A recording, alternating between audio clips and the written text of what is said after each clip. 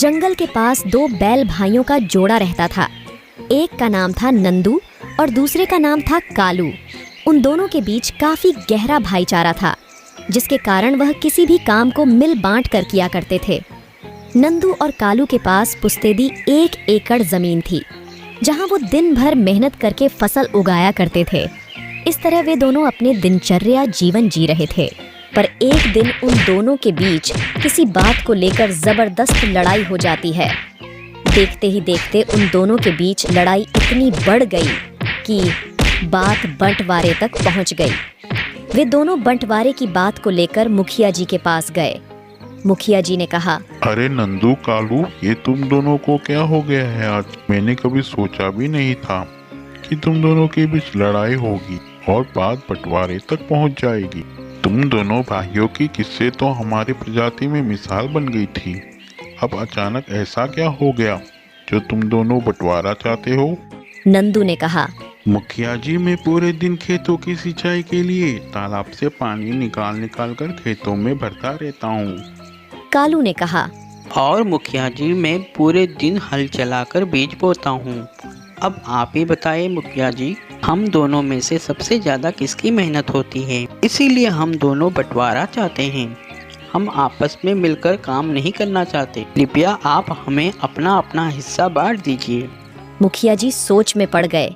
बड़ी दुख की बात है कि इतनी छोटी सी बात को लेकर अपने जीवन के अहम रिश्तों को तोड़ रहे हैं। मुझे ऐसा निर्णय लेना होगा कि इनके साथ साथ हर किसी को एक सबक मिल सके जो अपने जीवन के महत्वपूर्ण रिश्ते को बेवजह तोड़ लेते हैं। मुखिया जी ने कहा, मैं चाहता तो नहीं था, पर तुम दोनों के बीच इतनी नाराजगी को देख मुझे यह निर्णय लेना पड़ रहा है। मैंने यह निर्णय लिया है कि तालाब वाला हिस्सा नंदू को दिया जाता है और खेतों वाला हिस्सा कालू को दिया जाता है। क्या तुम दोनों मेरे इस निर्णय से सहमत हो? नंदू और कालू ने बिना सोचे समझे मुखिया जी के इस निर्णय पर हामी भर दी। बंटवारे के कुछ महीने बीत गए थे और खेतों की सिंचाई का समय नजदीक आ गया। अब नंदू और कालू को एक दूसरे के साथ न होने का एहसास होने लगा था, क्योंकि मुखिया जी के कहने पर तालाब वाला हिस्सा नंदू के तरफ था और खेतों वाला हिस्सा कालू के तरफ। पर कालू बिना पानी के खेती नहीं कर पा रहा था और नंदू बिना अनाज के खाने के लाले पड़ गए थे। दोनों को अपनी गलतियों का एहसास हो गया था। दोनों ने एक दूसरे से माफ़ी मांगी। इतने में वहाँ मुखिया जी आ गए और उन दोनों को साथ देख बड़े खुश होते हुए कहा, मैं जानता था तुम दोनों एक दूसरे से अलग नहीं रह सकते हो।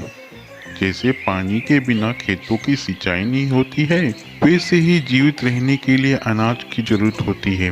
दोनों अपनी अपनी जगह अहम भूमिका निभाते हैं। तुम दोनों भाइयों का रिश्ता भी कुछ ऐसा ही है।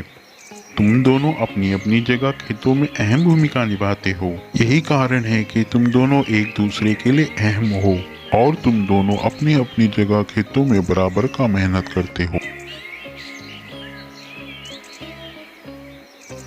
कहानी से हमें यह सीख मिलती है कि हमें जीवन में कभी भी अपने रिश्तों से ज्यादा किसी और बात को अहमियत नहीं देनी चाहिए, क्योंकि रिश्तों में नाराजगी हो सकती है लेकिन नफरत नहीं हो सकती।